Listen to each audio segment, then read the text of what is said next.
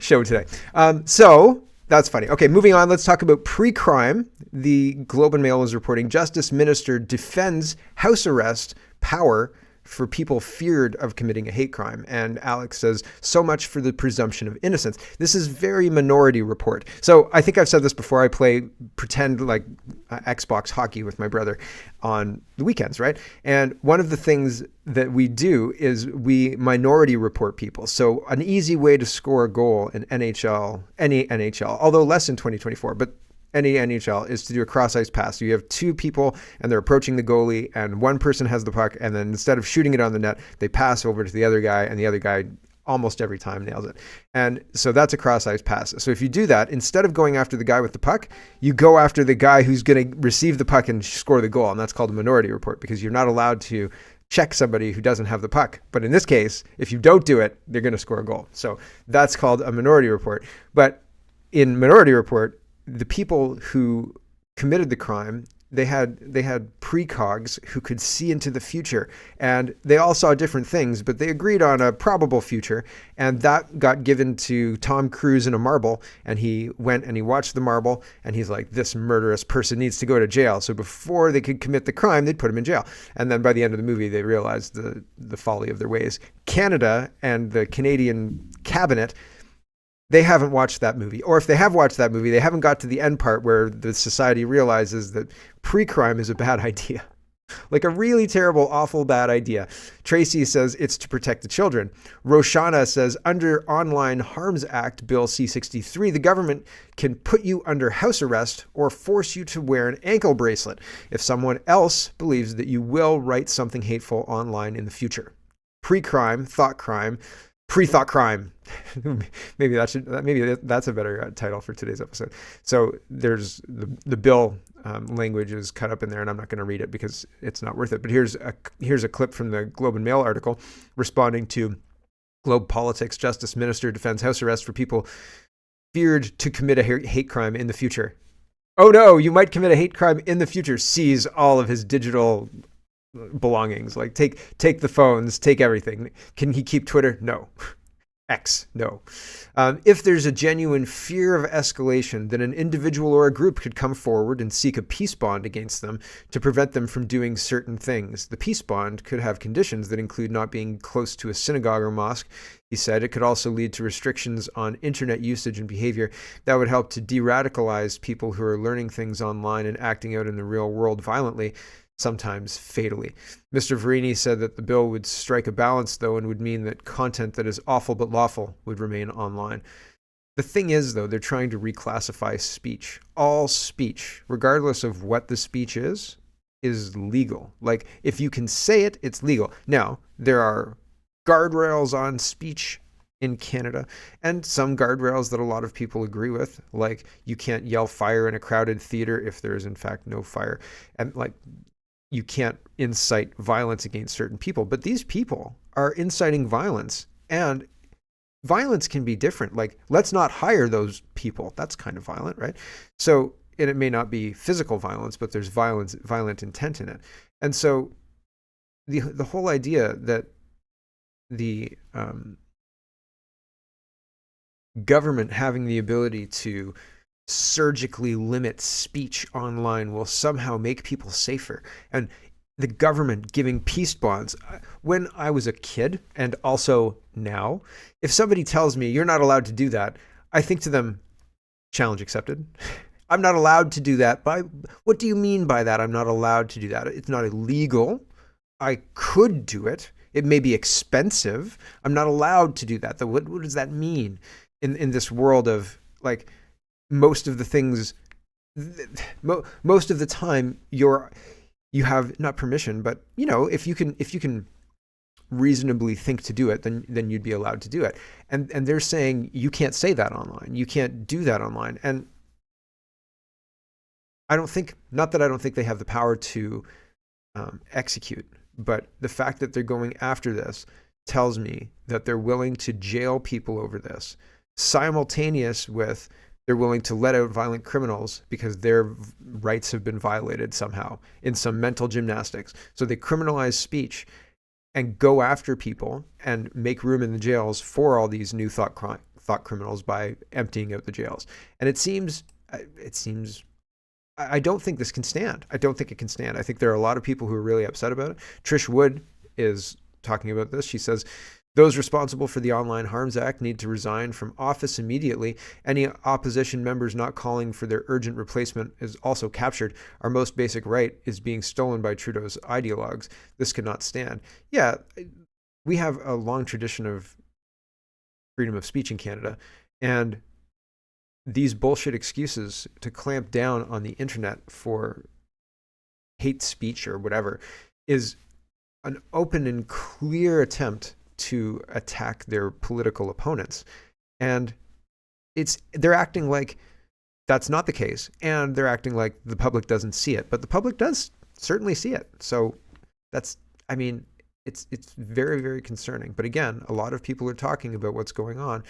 Plato says the Liberals' Bill C-63 Online Harms Act, some Liberal ministers honestly believe a country of 40 million people could fix the online world through self-righteousness, and to view constitutional concerns around free speech as silly relics.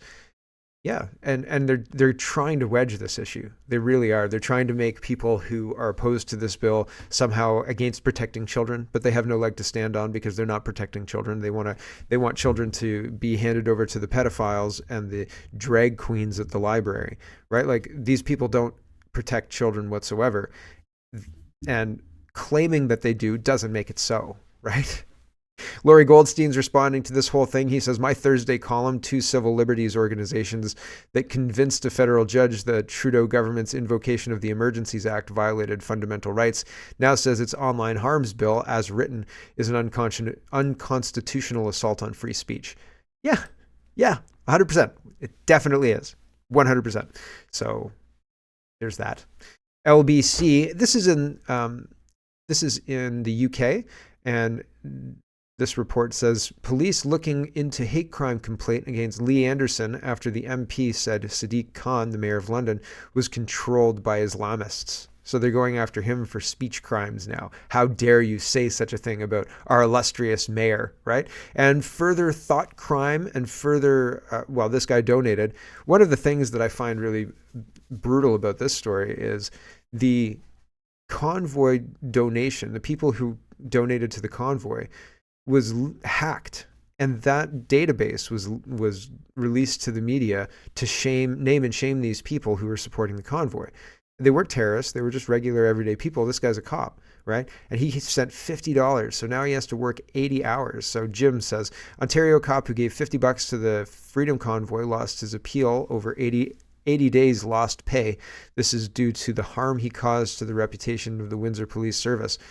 That makes no sense. Now many Canadians think worse of the Windsor Police. Yeah, this is the kind of stuff. I mean, this is not the Canada I grew up in, and that's an understatement. And here's things that you never thought you'd see in Canada. They want you to stop using oil and gas, but also electric heaters. No, those are verboten. We've got to get rid of those things. We got to ban those things.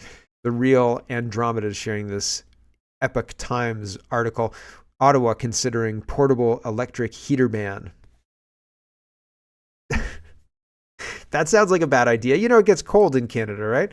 Despite this February being very warm. Have you seen the spraying in the skies?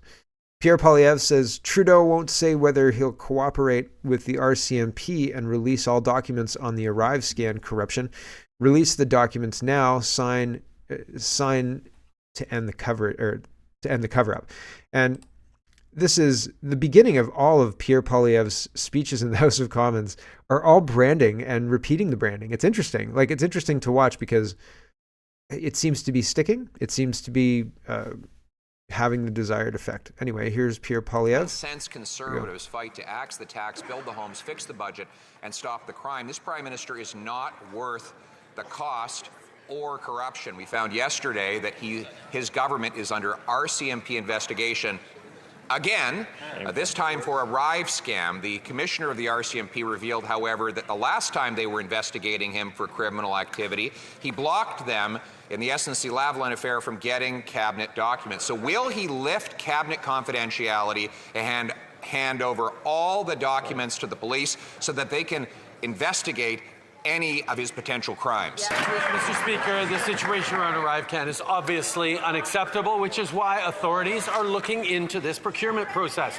And anyone who took advantage of everything we were doing to try and keep people safe during COVID to get rich will face consequences. That's the way our system works. But that's not the way the system has worked since he took office 8 years ago. According to the RCMP commissioner, he not only refused to be questioned in the SNC-Lavalin criminal investigation and in the Aga Khan Billionaire Island investigation, but he blocked key cabinet documents from being included in those investigations. We now know that an app that was supposed to cost $80,000 went up to $60 million after the NDP helpfully voted for those extra funds.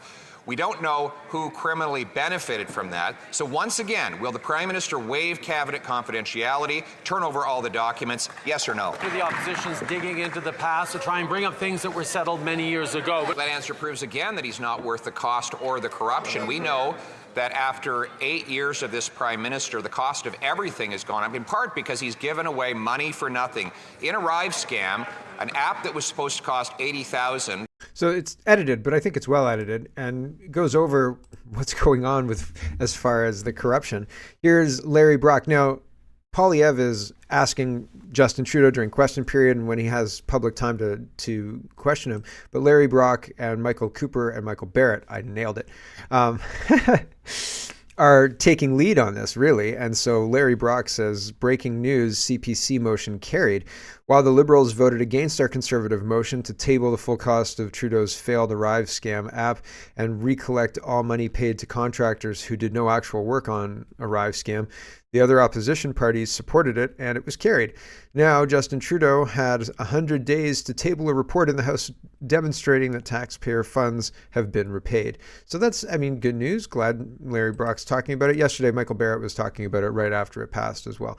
And gov.exe says CPC MP Larry Brock asks why the Prime Minister was at where the Prime Minister was at the cost of ArriveCAN, as the cost of ArriveCAN went up from 80,000 to over 60 million, and asks if the Prime Minister is corrupt or incompetent. He says Justin Trudeau has 100 days to show proof of funds out to companies like GC Strategies have to be returned. So don't hold your breath, they say. And I'm not going to show this right now because it's 4 minutes and we're just got to keep going. Got lots to do today. Petrified COVID parent is sharing this. The Department of National Defense, DND, suspends contracts with ArriveCAN contractor after learning CEO is a DND employee. He works for us? What? So breaking, the Department of National Defense, which bragged about using the pandemic to test propaganda techniques on Canadians, is now implicated in the ArriveCAN scandal. So that's interesting, right? Andy Lee says, yeah, it's right on his LinkedIn that ArriveCAN contractor David Yeo, president of Dalian, works for the Department of National Defense. He has worked for the DND for 37 years since 1987. 37 years. That's a lot of taxpayer dollars. They just figured out he's a federal employee that also won massive contracts. For real? They just figured this out? Holy cow. I can't believe that you also work for us. You just look like it's like, so during his meetings as the president of Dalian, he would put on glasses. Okay. And then when he's the federal employee, glasses off, right?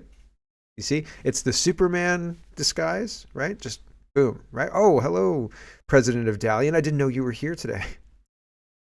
Yeah, just visiting. Eva Chippick says, sorry, what?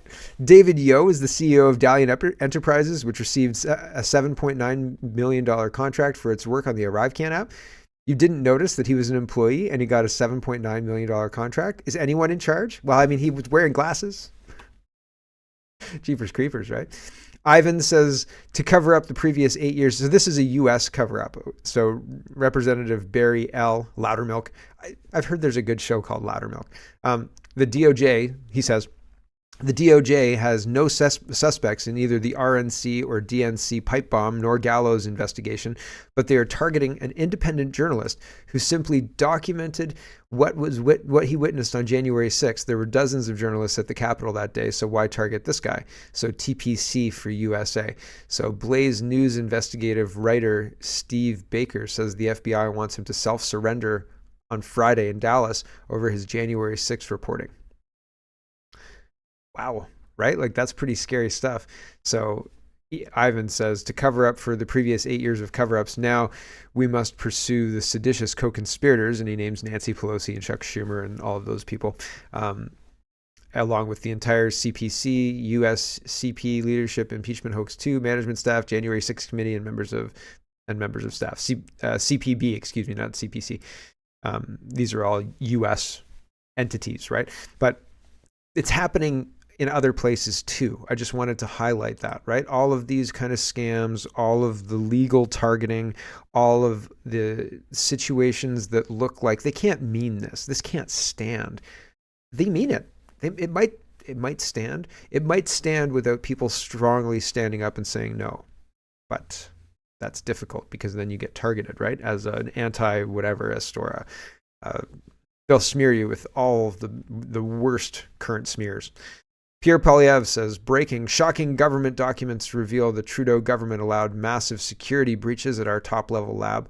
And so this is about the Winnipeg lab and the scientists who were sending Ebola to the Chinese lab. And so we've found out more information, and this was breaking all over the place yesterday. This is the leader of the opposition, and it says... released the following statement on the Winnipeg lab documents. Under Justin Trudeau's watch, the PRC, the People's Republic of China, and its entities, including the People's Liberation Army, were allowed to infiltrate Canada's top-level lab.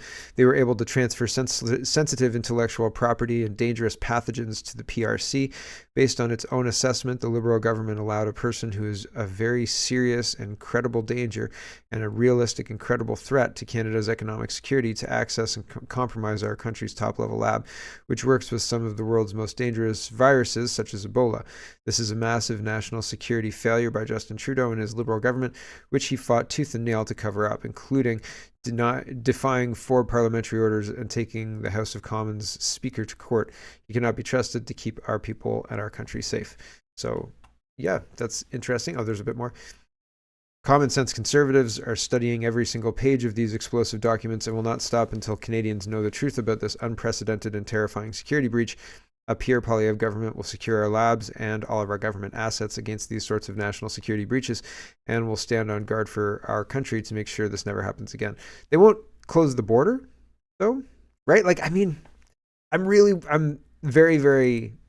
Poilievre has made overtures, signals that he might tie the number of people coming into the number of houses being built, but also he wants to build tall towers to, facilitate easy access to transit and so on and so forth. But it seems like a dystopian 15-minute city build. So, not great. Anyway, moving on. Andrew Coyne is talking about all this. He says a source with direct knowledge of the material said the information, when uncovered, would show that scientists Zhang Yu Qi and her husband Keding Cheng provided confidential scientific information to China. And isn't that like a crime? There's a clip from the article. It says, the government said it could not release documents about their dismissal for national security reasons. The government's unwillingness to promoted a showdown that led to opposition parties voting to declare the Liberals in contempt of Parliament. The government later took then House of Commons Speaker Anthony Rota to court in order to prevent their release. But a bid it dropped after the 2021 election was called, because everything dies on paper after the 2021 election.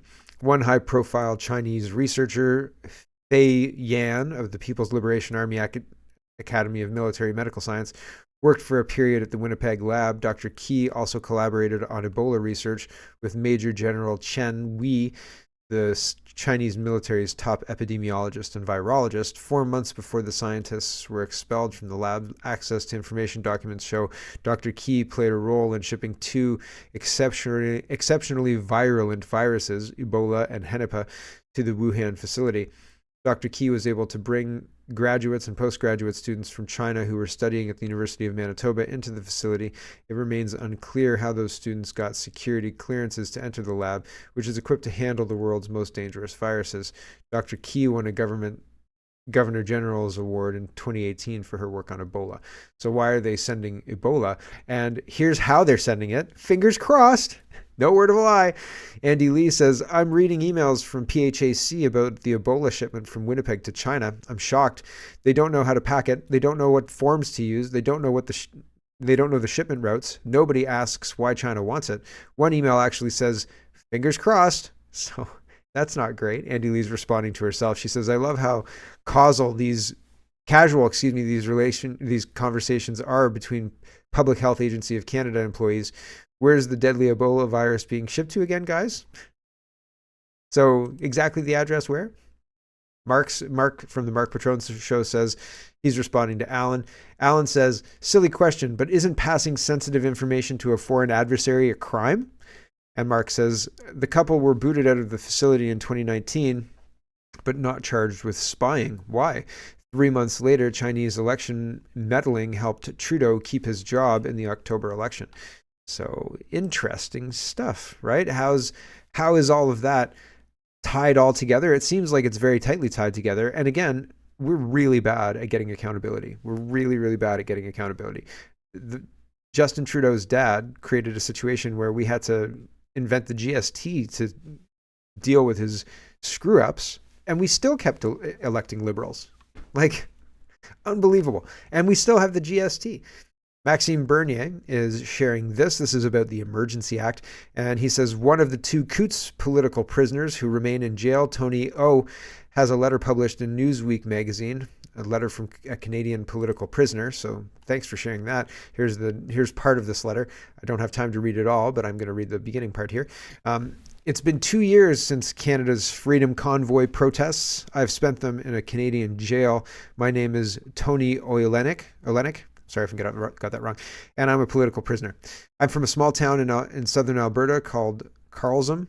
I'm the only son to my late father, George, and my mom, Tessie, who's approaching her 81st birthday. Before I participated in the Freedom Convoy and was arrested, I helped my mom at our small hobby farm, among other things. After high school, I became a journeyman plumber and gas fitter, but I eventually pursued what every little boy loves the most, playing with Tonka toys in the sandbox. Starting with one backhoe, I grew a gravel quarrying and trucking business into an operation that employs 24 people at times. I had multiple pieces of heavy equipment, trucks, and trailers. We have since had to sell all that equipment to pay my legal bills. How did I end up here? During the COVID-19 pandemic, I started to see the world I knew and loved crumble. The mandates under Canada's Prime Minister Justin Trudeau and the provincial premiers were destroying businesses, rupturing families, and harming the mental health of everyone I encountered. People became desperate and wanted answers as to why the government was imposing such harsh restrictions on us, but our government was unresponsive. In these dark days, I began attending freedom protest rallies and met like-minded people who shared my sentiments about getting our lives back. As the mandates and crushing restrictions against society wore on, I saw the truckers' freedom convoy birthed from the ashes of the remains of Canada. Like so many others, I was filled with hope that someone was standing up for us. And I'll leave it there, but you can check out the rest. Link is in the description if you're interested. But it's terrible that we still have guys in jail, and they will be in jail until mid-March if they get out at their next court date. And fingers crossed, but no guarantees, right? And that's national disgrace, absolutely disgraceful. Here is Glenn Motz asking Justice Minister Ari Verini if he has managed to find the broader interpretation of the Emergencies Act used against the protesters. It's an interesting question, and the Justice Minister seems angry when he answers questions. He seems upset all the time. I'll just play it here to get to the answer, but the questions can be long and rambling. Here we go. Legal and unconstitutional. That is a binding precedent, unlike Rouleau's particular ruling. Now, the other thing that I think the Canadian public need to understand is Canadians expect their government to follow the law, the rule of law, and not create an interpretation thereof that is convenient for the government to circumvent the existing law. And, Mr. Virani, you had indicated that, there are hundreds of years of precedent for lawyer-client privilege. And, the relationship has lasted hundreds of years. And you know what else has lasted all that time? For Parliament to make laws of the land which govern the people. And by invoking the Emergencies Act, the Cabinet gave itself the power to pass criminal laws. criminal laws which Mosley found to be unconstitutional. Now, my question to you is, have you actually found and read the infamous broader interpretation? Yes or no? That the government relied on. That the government relied. Have you actually read the legal opinion, the broader interpretation that the government was telling everyone that they relied upon to invoke the Emergencies Act? Yes or no? Mr. Motz, I'm trying to be helpful, but even answering that question would disclose social-client privilege, which I cannot do here. But what I would say to you is that let me stop you for a minute. You obviously can you answer me the date stamp that was on that? Mr. Motz, in terms of solicitor-client privilege, okay, so you can't. The reason I asked that question, the questions you're asking me, yes or no, you've already answered. It was a yes or no. Remember, Yeah. Remember, we have interpretation. Please it was a yes or no over, question. please don't talk over each other. Mr. Varani, I don't believe for a second that the broader interpretation even existed when the Emergencies Act was invoked at the time of the invocation for a number of reasons. And, it wasn't really until just weeks before the Reload Commission was about to begin that we all of a sudden heard about this broader interpretation, that it somehow magically appeared. And it's really quite disturbing that this broader interpretation is there now, and no one's seen it. No one's heard it, apparently.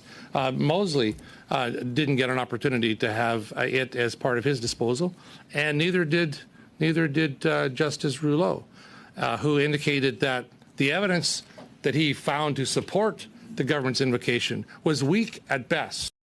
Sorry, that went on a little longer than usual, but I find it so interesting, right? Sorry. And Verini doesn't have justification. I like that Motz went after him and said, hey, I don't even believe that this legal instruction or interpretation existed at the time of the invocation.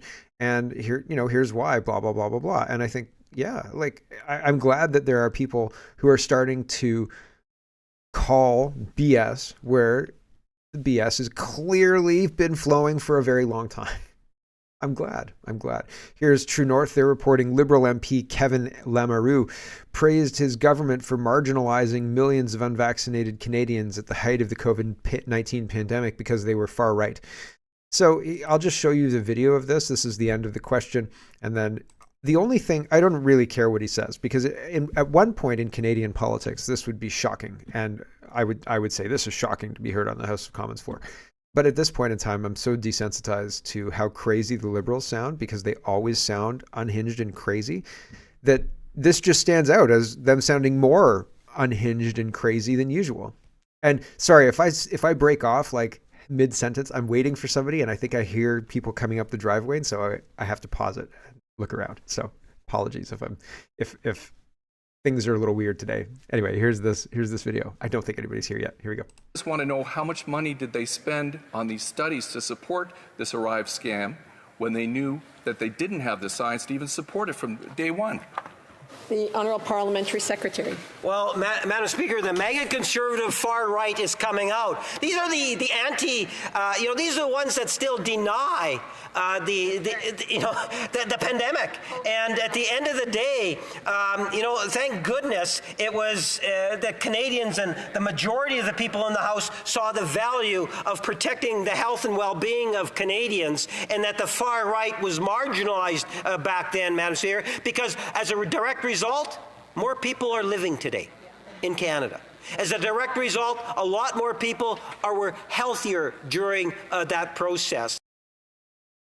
Bonkers, round the bend, but people believe it. People are, I don't know that swayed by the argument is right, but people seem to believe that, or there are a faction of people who believe that that's accurate, and I can't get my head around it, because I don't think that it's borne out in the data. It's just borne out in the propaganda. People just keep saying it, and so people believe it. Gordon says, Grand Prairie Police Service application question number 85. Have you ever been associated with freedom fighters? Would you say I'm freedom fighter adjacent? I just do a YouTube show, man. I think that I would probably be classified as, like, if you watch my show, you might be classified as a freedom fighter adjacent person. They might have a whole file on me. I think they have somebody who watches my show. How's it going, guys? Hello, everyone. Thanks very much for watching. This is just a short version of a longer show. If you'd like to get the whole show, you can go over to CanadaPoly.com and sign up for a subscription. Just look in the drop-down tab for Shop and Donate and look for subscriptions, and you'll get immediate access to the full show. Love to see you. Thanks for watching, everybody. Have a wonderful, wonderful